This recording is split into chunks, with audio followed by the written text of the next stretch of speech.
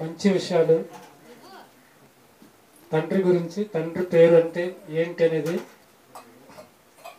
ఆయన లక్షణాలను బట్టి ఎన్నో పేర్లు ఉన్నప్పటికీ కూడా అసలు పేరు అనేది ఒకటి ఉంది ఆయనకి. ఆ పేరు చెప్ప శక్యము కానిదని తేల్చి చెప్పాడు ప్రసాద్ అండి. అలాగనే యేసుక్రీస్తుని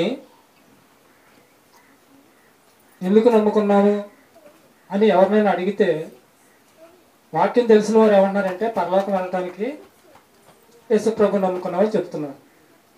పరలోకం వెళ్ళటానికి అన్నమాట వాస్తవం. కానీ యేసుక్రీస్తుని నమ్ముకున్నాక పరలోకం వెళ్ళటానికి యేసుక్రీస్తుని నమ్ముకోవడానికి మధ్యన ఒక కాలం అనేది ఒకటి ఉందండి, ఒక సమయం, జీవిత కాలం ఉంది. ఆ జీవిత కాలంలో ఎలా బ్రతకాలి అనేది చాలామంది చెప్పటం లేదు, చాలామందికి తెలియటం లేదు. ఎలా బ్రతకాలి? యేసు ప్రభు నమ్ముకున్న తర్వాత మనం ఎలా బ్రతకాలి? పరలోకం వెళ్ళటానికి. ఇది వాక్యం తెలిసిన వారు చెప్పే మాట, పరలోకం వెళ్ళటానికి. వాక్యం తెలియని వారు ఇంక వేరే వేరే మాటలు చెప్తున్నారు. అది వాళ్ళకి వాక్యం అర్థం కాలేదు కాబట్టి అలా చెప్పగలుగుతున్నారు. ఇక్కడ యేసుక్రీస్తుని ఎందుకు నమ్ముకున్నారు, ఎవరు అడిగినా మనం చెప్పవలసిన సమాధానం ఒకటి ఉందండి, తెలుసుకుందాం. యోబు గ్రంథం 36:10. యోబు గ్రంథం 36:10.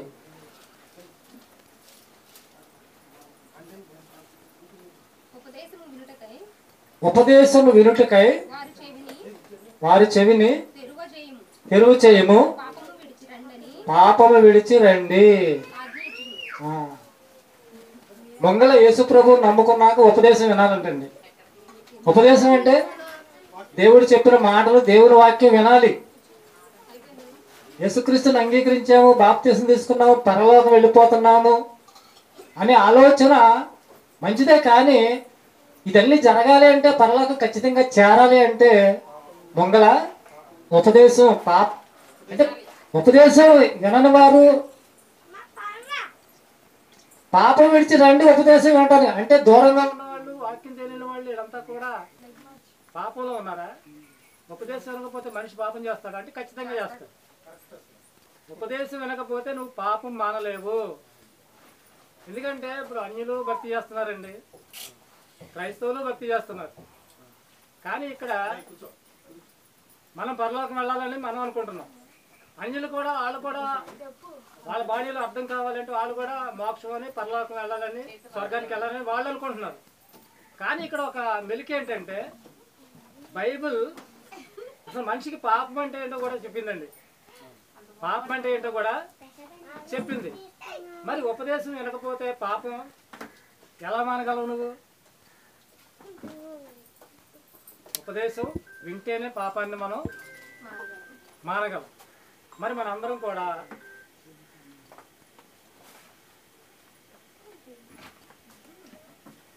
యేసుక్రీస్తుని నమ్ముకున్న తర్వాత మనందరం కూడా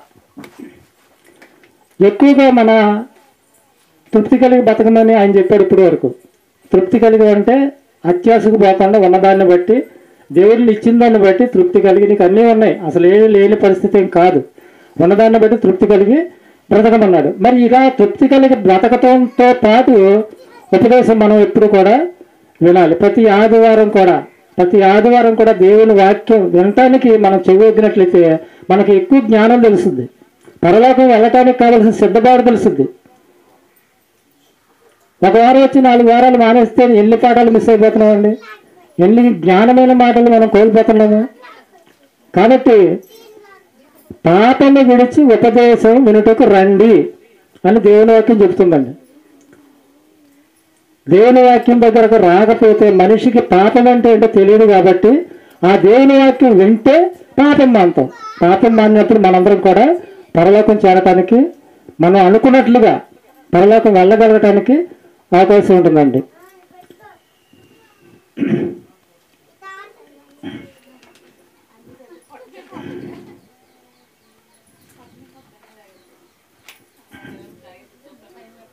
మరి ఇప్పటి వరకు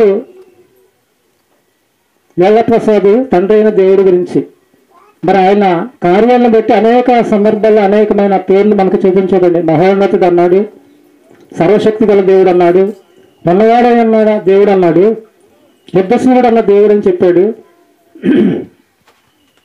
మాట నెరవేర్చే దేవుడు, సైన్యములకు అధిపతి అయిన దేవుడు. అది అంతా కూడా పాత నిబంధన కాలంలో ఆయన జరిగించిన కార్యాలను బట్టి, ఆయన చేసిన గొప్ప గొప్ప కార్యాలను బట్టి ఆయనకు వచ్చిన పేర్లుగా మనం తెలుసుకుంటున్నాం.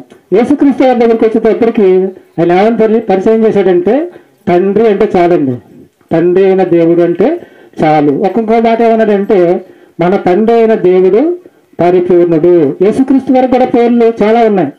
ఆయన కూడా ఆయన చేసిన కార్యాలను బట్టి ఆయనకి పేర్లు ఉన్నాయి, తండ్రి చేసిన కార్యాలను బట్టి తండ్రికి అనేక రకమైన పేర్లు ఉన్నాయి.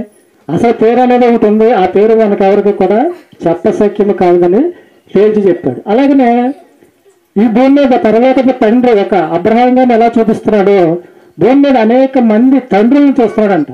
ఈ తండ్రి ఎలా జీవిస్తున్నాడు, తన కుటుంబాన్ని ఎలా నడిపిస్తున్నాడు, దేవుని మార్గంలో ఎలా పిల్లలను ఆయన జ్ఞానంతో పెంచుతున్నాడు అనేది కూడా దేవుడు చూస్తున్నాడు. ఆయన లెక్కల్లో ఇటువంటి తండ్రుల కుటుంబాలు ఉంటాయి అని కూడా ఆయన చెప్పిన సందర్భం చూసామండి. అలాగనే మనకి మేలు రావటానికి కీడు రావటానికి కూడా మూలం ఏమని చెప్పాడు, మనమే.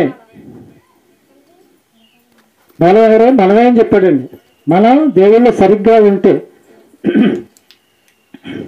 ధనాపేక్ష లేకుండా ఉంటే, ధనాపేక్ష కీడుకు మూలం, ధనాపేక్ష లేకపోవడం ఉంటే, దేవుని మీద ఆపేక్ష కలిగి ఉంటే మనందరం కూడా ప్రతి విషయంలో అన్ని మేలుని కూడా సమకూడి జరుగుతాయని కోటేశ్వరరావు గారు కూడా చెప్పారండి. చాలా మంచి మాటలు. ఈ మాటలన్నీ కూడా మనం విని వాటి ప్రకారంగా దేవుళ్ళు బ్రతకటానికి మనందరం కూడా సిద్ధపాటు కలిగి జీవిద్దామండి. ప్రార్థన చేసుకుందాం. మహాపరిశుద్ధుడైన తండ్రి, నీకు వందనాలు, స్తోత్రాలు ఆయన.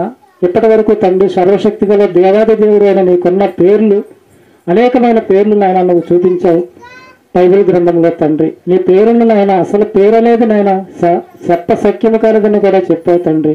కాబట్టి మేము అందరము కూడా నాయన ప్రతి ఒక్కరికి నువ్వు తండ్రిగా, ప్రతి ఒక్కరికి కూడా నీ ఆత్మదాగాన్ని పంచి ఇచ్చావు కనుక తండ్రి, ప్రతి ఒక్క మనుషుడికి నువ్వు తండ్రివై ఉన్నావని నీ కుమారుని ద్వారా మాకు తెలియపరిచావు తండ్రి. అట్టి రీతిగా తండ్రివైన నిన్ను ఎలా ప్రేమించాలో, నీ మార్గంలో ఎలా జీవించాలో, నీ న్యాయవిధులు ఎలా అనుసరించి మేము దీని మీద బ్రతకాలో అన్నీ కూడా ప్రతి వారం మేము నేర్చుకుంటున్నాం, వింటున్నాం తండ్రి. వాటి ప్రకారంగా మేము అందరము బ్రతికి నాయన నిన్ను సంతోషపెట్టే పిల్లలంగా జీవించి మా ఆత్మలో రక్షించుకునే విధానంలో యథార్థవంతంగా ప్రవర్తించుకుంటూ నీ కోసం బ్రతికే భాగ్యం దయచేయమని యేసుక్రీస్తు వారి పేరట ఈ ప్రార్థన మీకు సమర్పించుకుంటున్నాము తండ్రి. ఆమేన్. మన తండ్రి అయిన దేవుని దయ, కుమారుడైన యేసుక్రీస్తు వారి కృప, పరిశుద్ధాత్మ దేవుని సావాసము సదాకాలము మనందరికీ తోడుగా ఉండి నడిపించునుగాక. ఆమేన్.